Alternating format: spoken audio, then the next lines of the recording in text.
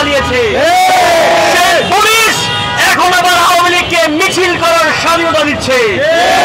আমরা পুলিশকে বলতে চাই, জুলাই আগস্টে যেমন করে টেনে উর্দি খুলে ফেলা হয়েছিল, আরো একবার জুলাই আসলে একটা পুলিশের গায়ে আর পোশাক থাকবে না, সকল উর্দি টেনে খুলে ফেলা হবে। কেউ যদি বিন্দুমাত্র সাহস করে আওয়ামী লীগকে মিছিল করানোর, আওয়ামী লীগকে পায়তারা করার, সে উপদেষ্টা হোক, সে পুলিশ হোক, সেনাবাহিনী হোক, গোয়েন্দা হোক, কারো গায়ের ইউনিফর্ম একটু রাস্ত থাকবে না। বাংলাদেশ গণতান্ত্রিক ছাত্র সংসদ অভ্যুত্থানপন্থী ছাত্রদের নিয়ে গঠিত হয়েছে। আমরা দুনিয়ার সব কিছুর সঙ্গে আপোষ করতে পারি, জুলাই গণঅভ্যুত্থানের সঙ্গে কোনো আপোষ হবে না। আওয়ামী লীগকে এক বিন্দু জায়গা বাংলাদেশে দেওয়া হবে না। আওয়ামী লীগের চ্যাপ্টার 5 আগস্ট ক্লোজ হয়ে গেছে। এই বন্ধ করা বই আর কেউ এক পৃষ্ঠা খোলার মতো দুঃসাহস করবেন না।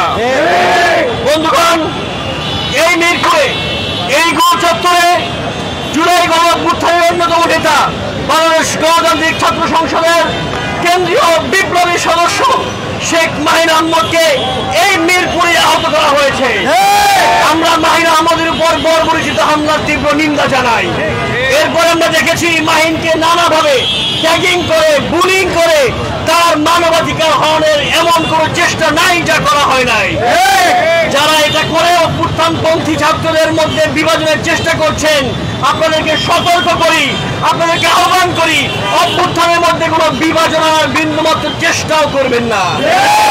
টানা 7মবারের মতো বেস্ট টিস্যু পেপার ব্র্যান্ড হিসেবে স্বীকৃতি পেয়েছে বসুন্ধরা টিস্যু। বন্ধুগণ, আমরা দেখেছি 9 মাস পার হয়ে গিয়েছে, এখনো অভ্যুত্থানপন্থী অনেক ছাত্রদের নামে যে মামলা করা হয়েছিল জুলাই মাসে, সেই মামলাগুলো তুলে নেওয়া হচ্ছে না। আমাদেরকে উপদেষ্টা আইনের দোহাই দেখান, আমাদেরকে উপদেষ্টা সংবিধানের দোহাই দেখান। আমরা জুলাই আগস্টে পরোক্ষভাবে সংবিধানকে ছুঁড়ে ফেলে দিয়ে অভ্যুত্থান করেছি। কোন আইন মেনে, কোন সংবিধান মেনে এই মিরপুর গোল চত্বরে অভ্যুত্থান হয়নি। সুতরাং আওয়ামী লীগকে, আওয়ামী লীগের প্রশ্নে কোন রকমের সংবিধান দেখাবেন না, হাইকোর্ট দেখাবেন না। আপনাদের হাইকোর্টকে আমরা 1 টাকা দিয়েও গুনি না। বন্ধুগণ, আওয়ামী লীগের বিচারের প্রশ্নে আমাদের মধ্যে কোনো বিভাজন থাকলে চলবে না। আমরা আওয়ামী লীগের বিচারের প্রশ্নে এক ছিলাম, এক আছি এবং এক থাকবো। অতি দ্রুত ফ্যাসিবাদী হাসিনা সহ যারা বিদেশে পালিয়ে গেছে তাদের সবাইকে দেশে ফেরত এনে সর্বোচ্চ বিচারের মুখোমুখি করা হবে। যেদিন শেখ হাসিনা বাংলাদেশে ফাঁসির দড়িতে ঝুলবে, সেদিন আবু সাঈদের আত্মা শান্তি পাবে, ওয়াসিমের আত্মা শান্তি পাবে, যেদিন মুগ্ধের আত্মা শান্তি পাবে, সেদিনই কেবল আমরা ঘরে ফিরে যাব। এর আগে আমরা রাজপথে ছিলাম, রাজপথে আছি, রাজপথে থাকবো।